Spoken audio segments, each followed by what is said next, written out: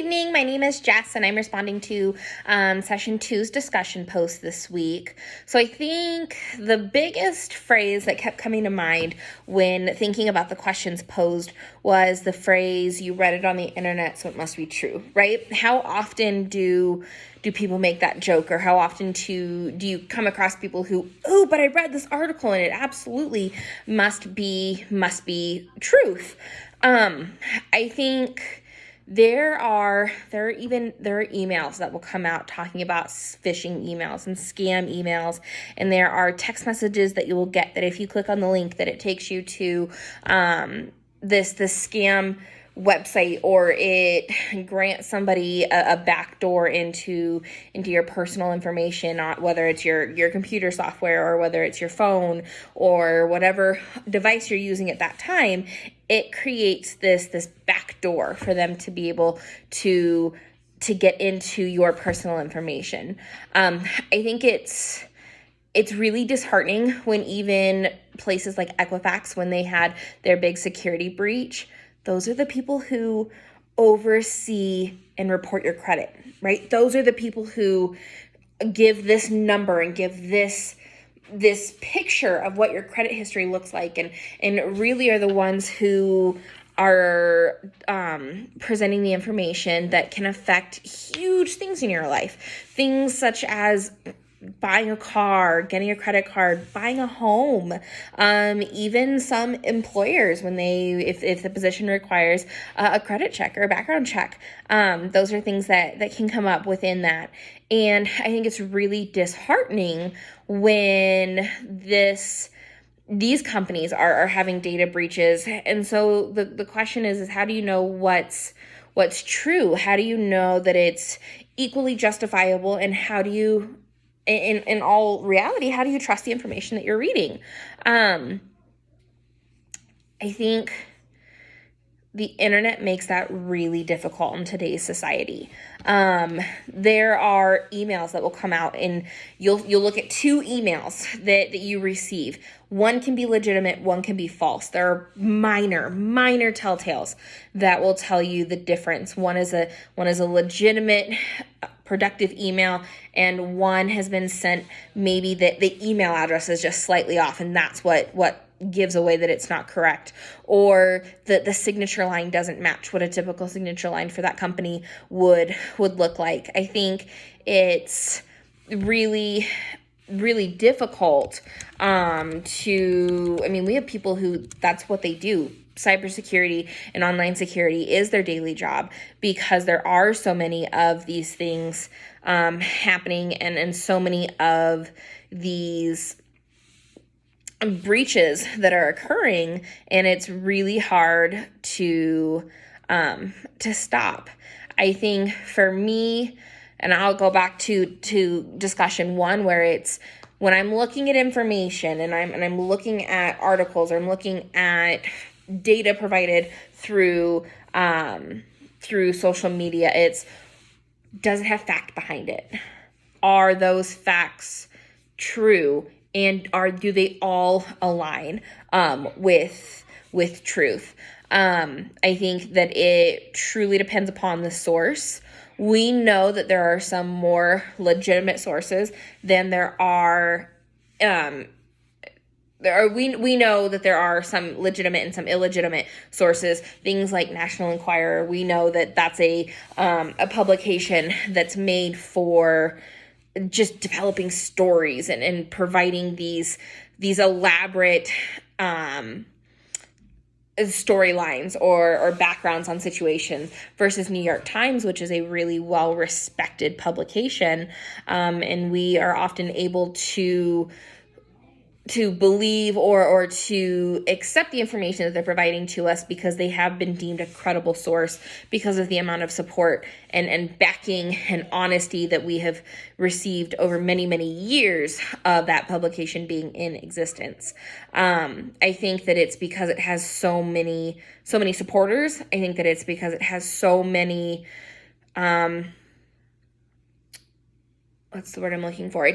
It has a foundation that was built with credibility, and it is supported for many, many years. It's known worldwide as a credible source. I think that with like social media and associated online technologies, they've made it much more difficult to determine truth and authenticity of sources. I feel like there are new websites and new ads and new everything popping up all the time, and 9 times out of 10, I'm very skeptical. For instance, there was a time several years ago where I had come across an ad on Facebook, and it was for these, what I thought were really awesome dog collars. They light up and they glow in the dark, so that when you're out walking your dog in the evening hours or during the dark, you're still able to see them and identify where your animal is. Well, I had several of them that I had ordered, and I was very quick to put my credit card information in, and I placed my order, and all seemed legitimate, and I got a confirmation email. And then 8 weeks went by, 10 weeks went by.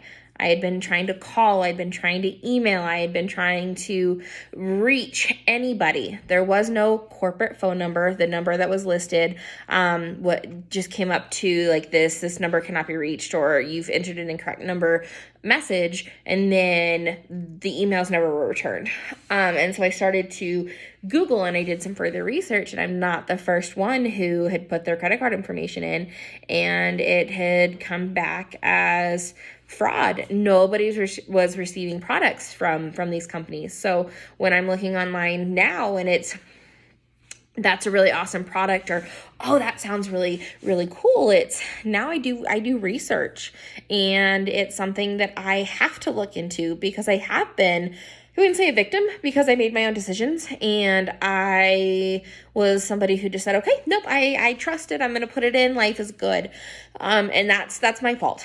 And so I won't say victim, but I am somebody who fell for a ruse, just this company that didn't exist, and this company that had no intention on producing product.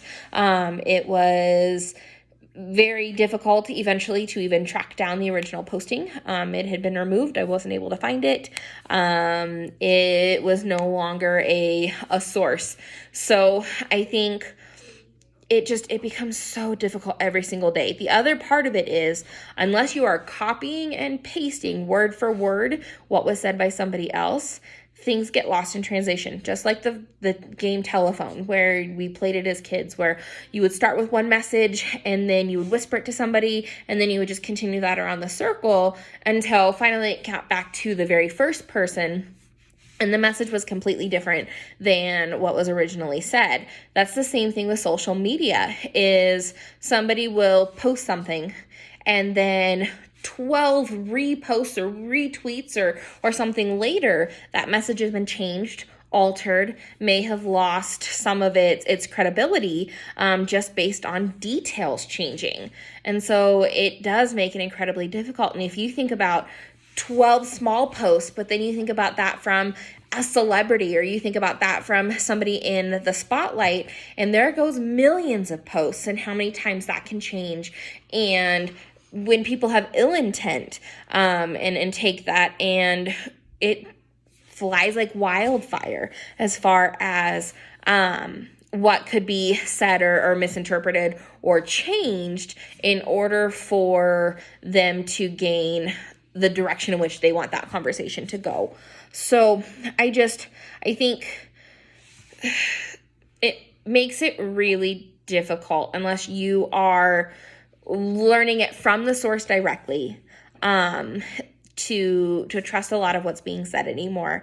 Where I'm seeing articles now where, say for instance, what's going on right now with the pandemic, where I'm reading articles that it says, oh, this state or this country has taken back or revoked what they said originally about the number of deaths or confirmed cases of COVID-19. You're seeing those all over the place on social media right now about how these the original numbers posted were inaccurately delivered or something like that. And it's really scary to think that I mean, sure, something posted about, oh, talk about the celebrity, but then when we're thinking pandemic wide and pandemic level, that, I mean, there's inaccurate number of deaths being discussed. There's inaccurate number of the confirmed cases, or when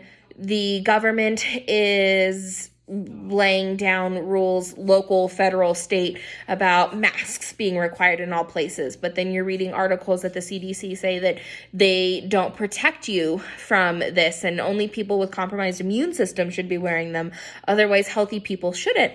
It's really hard, even when it comes from the source, to necessarily understand the full capacity of what's being said. So I think, although I like to be somebody who is trusting of others, I find that, especially in today's society, I struggle a little bit. Like I said with my original post, is I took an almost 2-year hiatus from Facebook and a lot of social media, because I was finding that it was just becoming very difficult to weed through accuracy, or very difficult to find positivity in a lot of what was being said and a lot of what was being posted. I think that being somebody who does think critically and who does strive to produce truth, I am very cautious about what I post on social media. Now, there might be times where it's a funny meme and I'll repost it, but for me to actually divulge information or to post something on social media, it really is something that I have to think through, and something that I have to be strategic about, and something that I may reread 3 or 4 times to make sure, okay, is my information accurate? Am I relaying it in a sense that I want to? Is there any information that I'm divulging that I shouldn't be divulging? And it's something that you have to be extremely cautious about, and just make sure that you are the first person that you're thinking about when you're providing this information.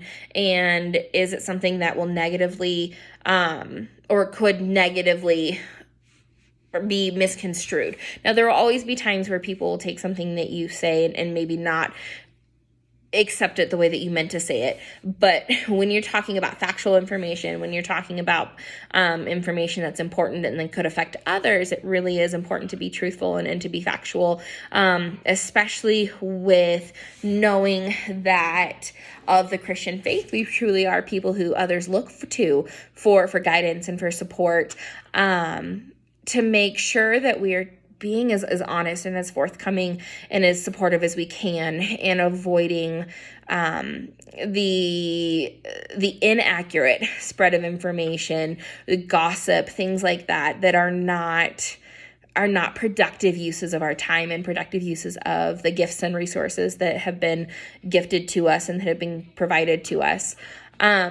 So I apologize if I rambled. This is definitely a topic that I am incredibly passionate about, especially being in a leadership or management type role, and wanting to help to grow and develop those around me and my company in general. It's a lesson a long time ago that I was taught by an employer and by a mentor, was thinking about what information you accept as truth, what information you simply just kind of skim over and say, okay, it was published, and really give no thought to what information I'm divulging and what information I'm providing, and how quickly something so innocent can be put onto the web, misconstrued, and how greatly that can impact your life and your relationship with others and your ability to grow and develop a career. So it definitely is something that I take into consideration each day, whether it just be a simple email that I'm sending to my team, whether it be a text message that I'm sending out, whether it be a conference call that I'm on. It's always being vigilant and being aware of your surroundings and what you're divulging, as well as what you're receiving, and kind of what the correlation or relationship between them is. So I super appreciate it. Thank you so much, guys, and have a great week. Stay safe and stay healthy.